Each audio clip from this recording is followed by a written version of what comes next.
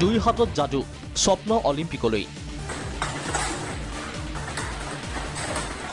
হিমা লাভলিনাৰ দেশৰ বাহিনী এয়া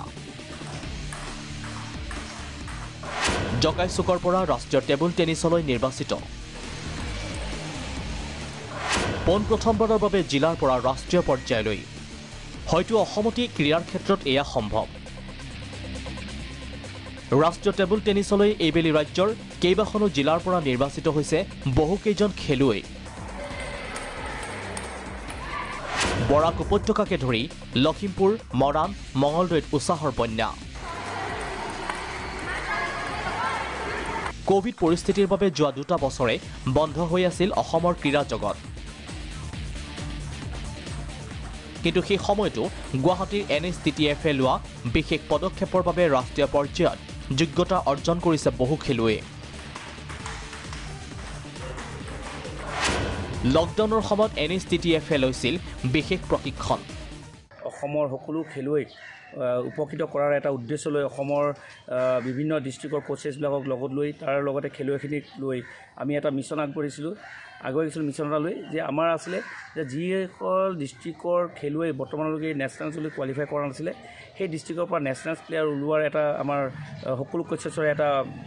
কমিটমেণ্ট আছিলে তো যাৰ ফলত আমি এইবাৰ দেখিবলৈ পাইছোঁ যে শিলচৰ মংগলদৈ মৰাণ লখিমপুৰ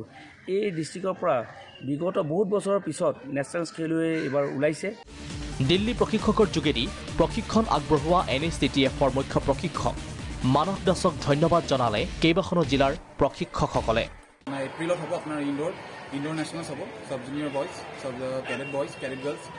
আৰু তাৰপিছত 20 তাৰিখে হ'ব ছিনিয়ৰ ইভেণ্ট শ্বিলঙত তো তাৰ কাৰণে প্ৰিপেয়াৰ চলি আছে তাহাঁতৰ পাৰফৰ্মেঞ্চটো ষ্টেট লেভেলত ভাল হৈছে কিন্তু নেক্সট 2 বছৰৰ ভিতৰত তাহাঁতি মই আশা কৰোঁ তাহাঁতি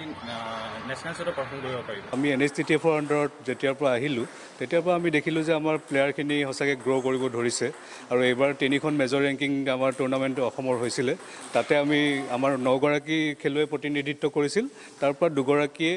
নেশ্যনেল লেভেলত খেলিবলৈ সুবিধা পাইছে অসম টীমক ৰিপ্ৰেজেণ্ট কৰিব মঙলদৈত 3খনকৈ মেজৰ ৰেংকিং টুৰ্ণামেণ্টত সফলতাৰ উপৰিও 2গৰাকী খেলুৱৈ অসম দলত প্ৰতিনিধিত্ব কৰিছে চলিত মাৰ্চ মাহতে ইন্দোৰত অনুষ্ঠিত হ'বলগীয়া ৰাষ্ট্ৰীয় টেবুল টেনিছত মৰাণৰ 6গৰাকীকৈ প্ৰতিযোগীয়ে অংশ ল'ব দুজন প্লেয়াৰে ইয়াৰ পৰা গৈ নেশ্যনেল পৰ্যায়ত খেলি আহিলে যোৱাবাৰ এইবাৰো 12জন খেলুৱৈ আমাৰ ইয়াৰ পৰা গৈছিলে তাৰে 6জন অসম দলৰ হৈ প্ৰতিনিধিত্ব কৰিবলৈ সক্ষম হৈছে হয়তো মাৰ্চৰ প্ৰথম ভাগতে ইন্দোৰতে এই খেলটো অনুষ্ঠিত হ'ব লখিমপুৰত 3গৰাকী খেলুৱৈৰ লগতে শিলচৰত 5গৰাকীকৈ খেলুৱৈ নিৰ্বাচিত হৈছে ৰাষ্ট্ৰীয় টেবুল টেনিছলৈ আৰু তুমি খেলিছা ক'ত খেলিছা মানস দাস বলে NSTTF এর কোচ মেইন মুখ্য কোচ লিস্টটা র্যাঙ্কিং বেরিয়েছে সেখানে আমাদের ক্লাবের 5টা বাচ্চা আমরা ন্যাশনালে চান্স পেয়েছি